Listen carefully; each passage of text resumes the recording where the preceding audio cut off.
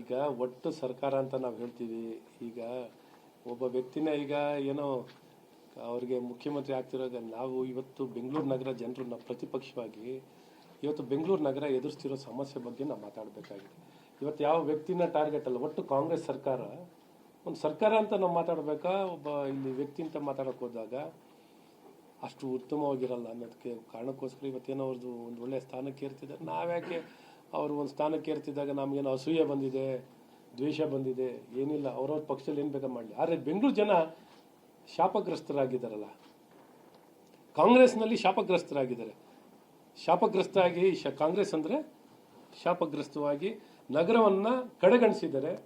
ನೀವು ಹೇಳಿದಾಗೆ ನಗರಕ್ಕೆ ಆದ್ಯತೆ ಯಾವ ರೀತಿ ಕೊಡಬೇಕಿತ್ತು, ಇವತ್ತು ನಗರಕ್ಕೆ ಆದ್ಯತೆಯನ್ನು ಕೊಡದೆ ನಗರವನ್ನು ಸಂಪೂರ್ಣವಾಗಿ ಕಡೆಗಣಿಸುವಂಥ ಕೆಲಸವಾಗಿದೆ. ಹಾಗಾಗಿ ನಾವು ವ್ಯಕ್ತಿಗತವಾಗಿ ಅದಕ್ಕೆ ಇವತ್ತು ಜ್ವಲಂತವಾಗಿರೋ ಸಮಸ್ಯೆ ಏನು, ಪಾಪ ನಗರದ ನಾಗರಿಕರು 1.5 ಕೋಟಿ ಜನ ಇರುವಂಥವ್ರು, ಬೇರೆ ಬೇರೆ ಕಡೆಯಿಂದ ಫ್ಲೋಟಿಂಗ್ ಪಾಪ್ಯುಲೇಷನ್ 20ರಿಂದ 30 ಲಕ್ಷ ಬರ್ತಾರೆ ಜನ.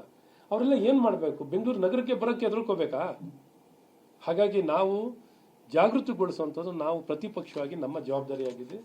ಈ ಜವಾಬ್ದಾರಿಯನ್ನು ಪರಿಣಾಮಕಾರಿಯಾಗಿ ಕಾರ್ಯನಿರ್ವಹಿಸುವಂಥದ್ದು ನಮ್ಮೆಲ್ಲರ ಕರ್ತವ್ಯ.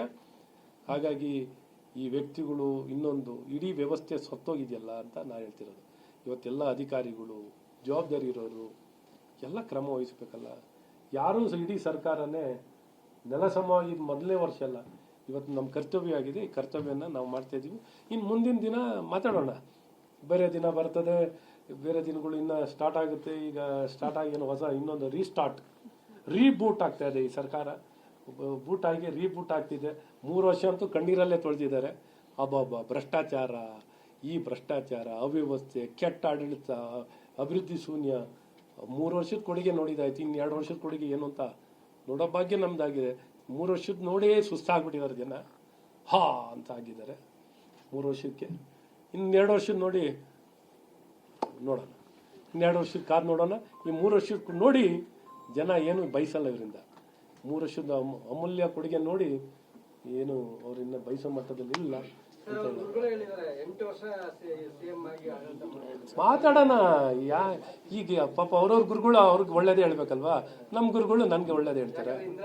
ಅವ್ರ ಮನಸ್ಸು ಸಂತೋಷ ಪಡ್ಸಕ್ಕೆ ಹೇಳ್ತಾರೆ.